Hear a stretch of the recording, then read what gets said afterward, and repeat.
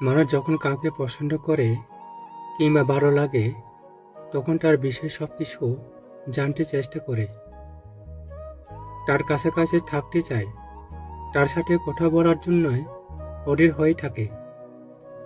ভালো লাগা কিংবা পছন্দ কিন্তু চিরস্থায়ী নয়, তাই সময়ের সাথে মানুষও পরিবর্তন হয়।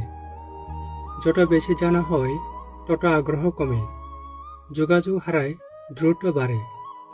ভালো লাগার প্রিয় মানুষটি অপ্রিয় হতে থাকে, কথা পরিমাণ কমে, অবহেলা দ্রুত স্থান করে নেই। ইনবক্সে সবুজ আলো দেখলেও মেসেজ করা হয় না, অপমান আর অবহেলা পড়ে থাকে অপেক্ষায় গেড়ে।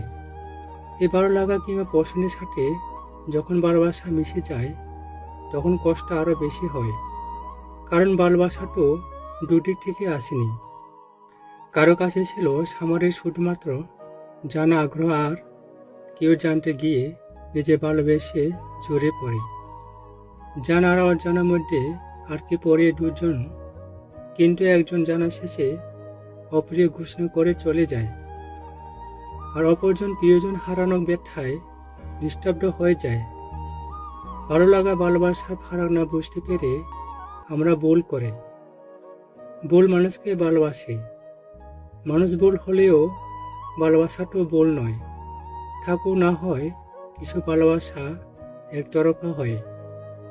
ভালো থাকুক প্রিয় মানুষটি গল্পে না হয় অপ্রিয় হয়।